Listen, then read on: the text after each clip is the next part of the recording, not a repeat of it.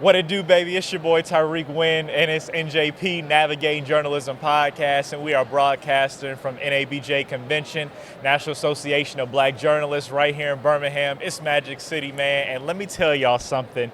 This has been an extraordinary convention, and hey, we just getting these interviews in, and right now, I'm sitting next to one of my very good brothers who's been a brother, also a mentor, former NABJ GSU president. I mean, we go way back a couple of years, man. And now this man has his own lifestyle talk show in Fort Wayne, Indiana, man. It's Betton Jr, man. Y'all know this man. He don't need no introduction. He big time. Look, Tyrik, I'm trying to win like you, okay?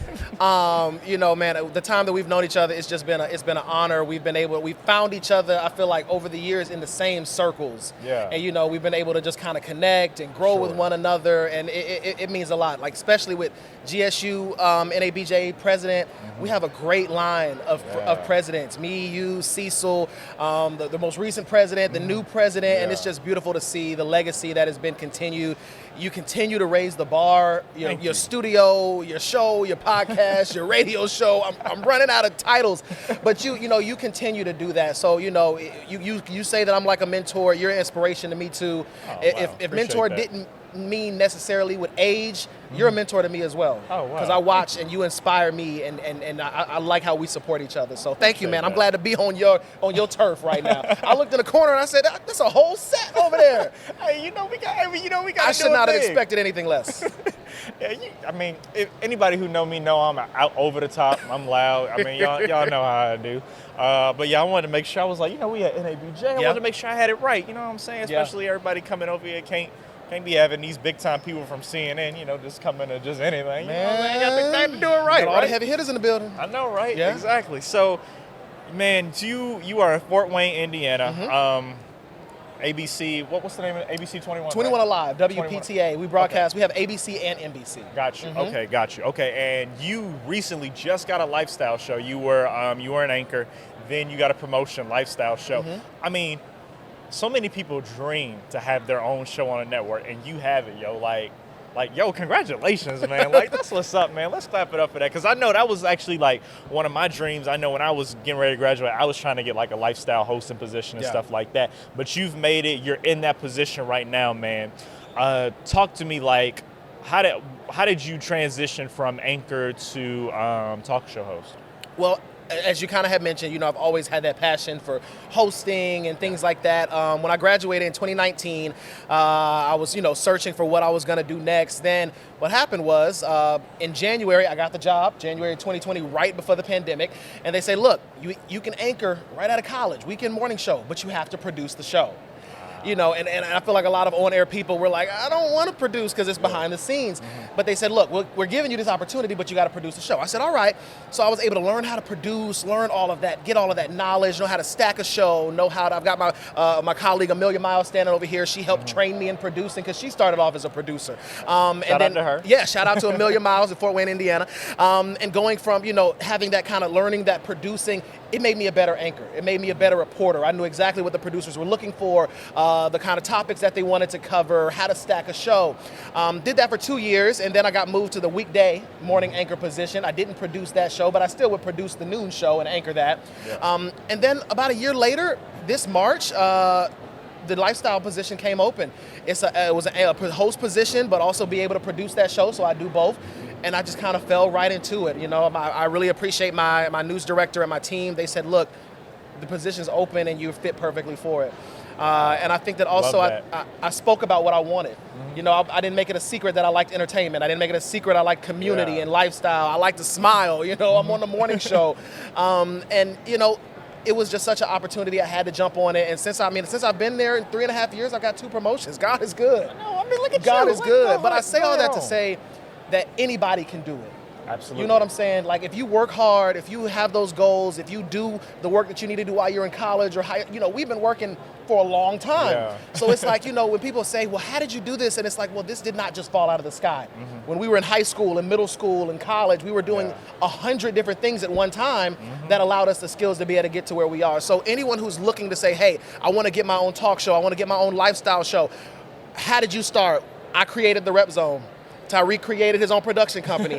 That's how we got started. Yeah. So you go out and create your own. If you don't get the internship that you want or what you applied for, or you were told no, reapply, go create your own, and you can have your own lifestyle show before you are 30. You can do it. Yeah, I love that. I love that. And you said something earlier which was really impactful, and I love that you said this. You said when you're in that environment, you have to speak up for what you want. Yeah. I think that is so important. And I think a lot of people kind of miss the bar there because I think they just kind of sit back, just kind of do the job and stuff. But no, you gotta let somebody know what you want to do. You know what I'm saying? Because you never know who might be listening, whoever you're talking to, who they know to get you in that position. It's all about you have to let people know what you want to do, what you aspire to do, and what your plans are. To that point, one of the best pieces of advice that I've gotten at this conference these past few days, they say, hey, what do you want to do? I say, I want to do lifestyle, entertainment, but I also have that news background. I just did morning news, and I've heard numerous people say, wait, but what do you want to do? And I say, well, lifestyle and entertainment. They say, then that's what you tell people. Don't tell people what would be a settling type of opportunity. I like that. Don't tell people what to think, just to get your foot in the door, especially with having whatever experience that you have, tell them what you want. Closed mouths don't get fed. That's true. You can lead a horse to water, but I'll give you all the old school sayings and phrases, but you have to speak up for what you want, and then God will give you the desire of your heart. But if it's not coming out of your mouth, and if you're not able to say what you want or ask for what you want, they're not going to be able to give it to you because they don't know. Yeah, that's true. They don't know. Yeah, and I like that you said that because I think it was funny because I think at the convention last year, I think somebody had asked me, what you think about MMJ? And I was like, I don't like it. I just thought, I was like, I don't like it. I have not told one person this conference I want an MMJ. No, Nope. Send me out with a photographer. Thank you. I'm done going to the shootings by myself. I'm done going to the fire and brimstone alone. I'm done going out and reporting in the snow and weather by myself. One, it's unsafe. Exactly. And two, we want to have a quality product. And I feel like when you have a cameraman, at least two of you, you're able to have another eye view. We tell people all the time, look, if you see that my tie is crooked, or you see I've got something in my hair, I need someone to help me out to be able to say that. I need to know if I got a cootie in my nose. Hello? Help a brother out. So, being able to work as a team, think about it. Before they created MMJ, you would have people go out with the camera person, the field producer, the reporter, and they were able to create a quality product. And they were a little bit safer. We are in such an unsafe environment as journalists. There are things happening where there are 2 or 3 people out there doing a story. So now I got to go out to a shooting where the shooter is on the loose and then get the story by myself. Yeah, that ain't it. Come on. That ain't it. For $30,000? Yeah. Come on. Yeah, that ain't it. No. No. Yeah, that's So yeah. I agree with that. I want to ask you this. So, being in Fort Wayne, Indiana, you had to move from Atlanta, right? Or Clayco to be specific. We both in Clayco to be specific. Yeah, Clayco. He in Riverdale. I'm in Jonesboro. Y'all know what's up. Y'all know the vibes. Southside. I know, right? Southside. So, what was that move like? Because I can tell you, for me, I think that was a fear that I had was moving somewhere I didn't know. I don't know anybody up there. You know what I'm saying? Hey, you moving up north. It's cold. You snow. I ain't never drove in no snow. I know you had your struggles. So my first week, I got a car accident because it snowed my first week. Wow. And I don't know how to drive in the snow. Yeah. I literally we from South. We from the South. You remember Snowmageddon, the whole city, no one knew crazy. what to do. But as far as going up there, I had that incident. I've been able to learn more within the snow. One of the meteorologists took me out and showed me a snow lesson, a snow driving lesson. But aside from the weather, it was a bit of a shock. I love my mom. Anyone who knows me, we're like this. Yeah. And to leave, it was tough. It was tough. But one thing that I will say is that I've made some incredible friends. I made some lifetime relationships. For the 3.5 years I've been there, I might have worked for someone for a year, but the relationships I've built were phenomenal. Also, it was interesting moving to the Midwest. Yeah.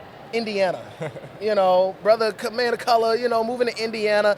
I'm the only man of color on air at my station. Really? Yeah. The only other brother is behind the scenes. He does digital and social media. I mentioned Amelia earlier. She's Black and Puerto Rican, and then we have 2 other people of color. But it's a very small number of us in the station. And I was just wondering, how is this going to be, me having this kind of culture shock, this culture change, this environmental change, excuse me. But I'm glad that I had it. And I'm glad that I did it because it allowed me to be able to understand, big example, my first week I got there and I anchored, I was talking about, we have DeKalb County. Yeah. Up there it's DeKalb County. DeKalb? They say that L. And I was getting emails. You said the name wrong. If you're gonna move here, you need to say it right. And it's interesting because I'm able to learn that different areas, they have different dialect, they have different ways that they talk, different ways that they address different things, different ways they have their nightlife.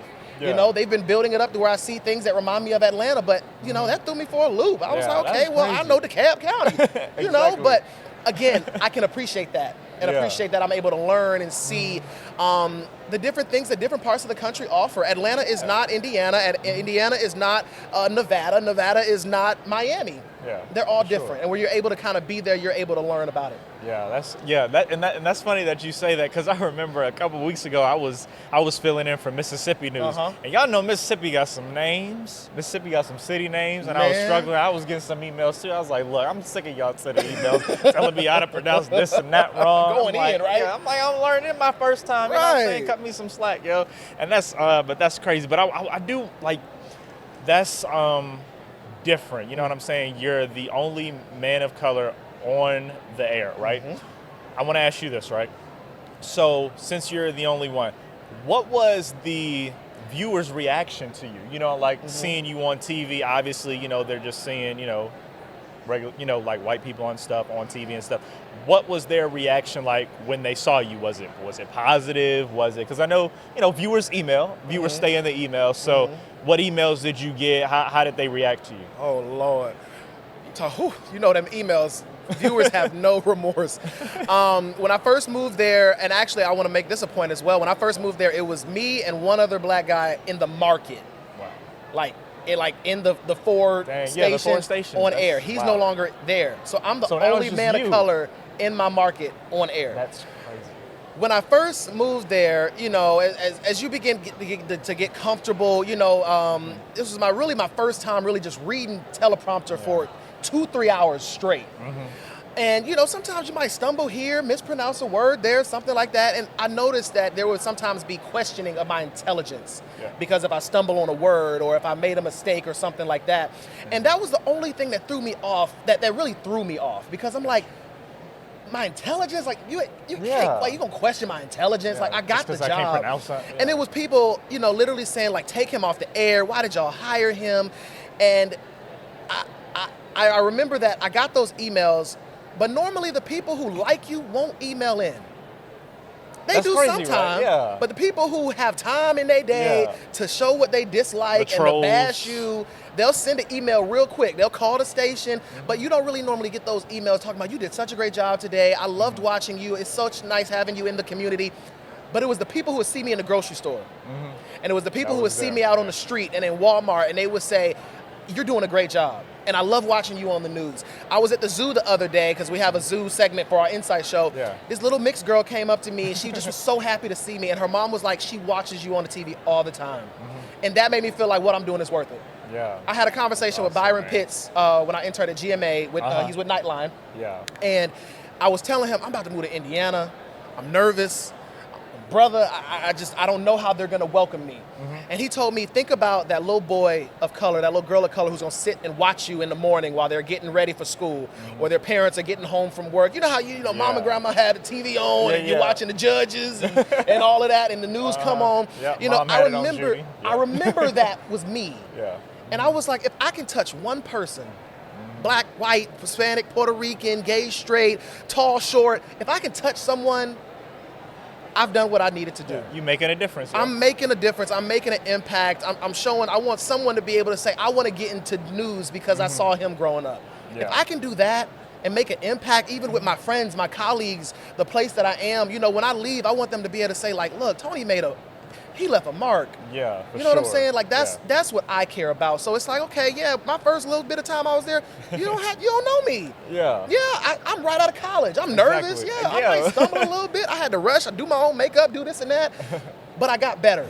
That's good. And that's what I was focused on, getting better, growing, because otherwise you wouldn't get 2 promotions in 3.5 years at the same station if you was bad. Killing it, man. So that's what I focus on. Killing it. And I want to hit on this because you just said this so nonchalantly, like, you know, the viewers probably didn't catch it. But did y'all just hear this man say he interned at GMA, Good Morning America? Like, he just said that so nonchalantly. Like, this man up in New York doing big time stuff. Yo, that was like, that is a dream. Like, that is a dream come true. Like, when I remember when you announced that on Instagram. You had your little papers or your little cards and stuff. Yeah, you had like flipped it or whatever. My little reveal. And, your little reveal. And I was like, this man is doing it, yo. Like, can I come intern with you too? Like, can I be your coworker? Like, yo, that's unbelievable, and that is so cool that you got that experience. So, what was that like? What was that experience like? You were up in New York, working on probably one of the most famous television shows that's on the air. What was that like? I mean, well, first of all, I will say that, because I interned in 2019, fall of 2019, so right before the pandemic. So I was able to work with the audience. I was able, things that they don't have anymore. But I did apply for that internship the year prior, and I got denied. It was through NABJ. I applied as an NABJ member. I got denied. They had this big cohort of like 20-something people. I didn't get it. I said, okay, God, all right. So I applied again. I got that next one. I was the only intern in the production studio. Wow. So that means I was able to shadow the producers, booking, talent, calls, escorting, security. I shadowed everyone. I wouldn't have been able to have that if I got the internship when I first applied, because it was 20 other interns. Wow. So that showed me it's not always no, it's a not right now. It's a not yet. It's a hold on or apply again. And if it's meant to be, it will fall right in your lap. And that's exactly what happened.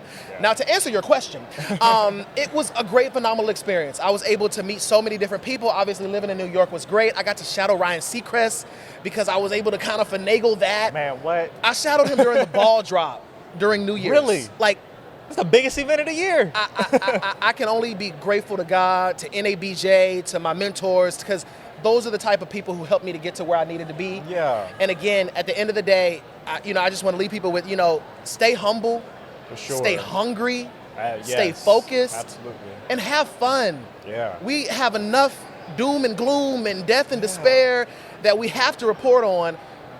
Try to find what makes you happy. I'm happy in my lifestyle position. I'm happy with what I'm doing. I'm happy with where I am, but I still want to grow and I still want to develop. So, if you keep those things in mind, you can get an internship at GMA. You can have your own lifestyle talk show. You can create your own content and get paid to do it. Yeah, and you can become best friends with Usher because you best friends with Usher. You just keep coming with them, boy. You keep coming. I'm going to say now, look, we're celebrating 25 years. I'm going to find a way for you to be at the Disruptive Vader Summit next year. Oh, thank you. We're going to try to get you an interview with Usher. Let's try to get you an interview. I'm going to try my best on that. Now, you just said that on the air. That's why I said I'm going to try my best. I'm at least get you there in the room, but I'm going to try my best, my brother. Okay, good. Yeah, because, man, Usher, man, what? Like, yo, like, He's Usher, up, A-Town down, man. I've been listening to Usher since I was a little kid, yo. Like him and Michael Jackson, two of my favorite, for real. Yo.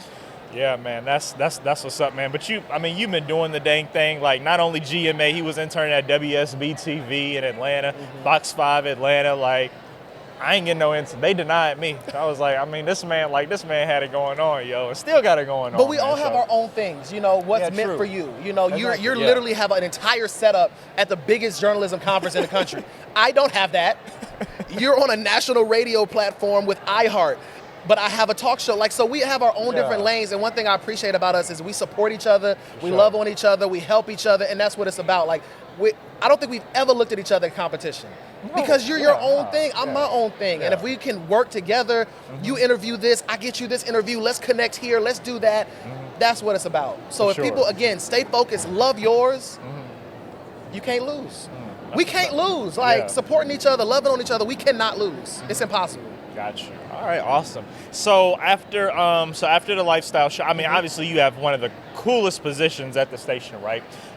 When that contract's up, what's next? What's next? Oh my Lord. Well, I definitely would love to stay in lifestyle, love to stay in entertainment. Shout out Entertainment Tonight if y'all need a reporter. I'm just saying. They're right there. Hey, put that plug in there. Hello.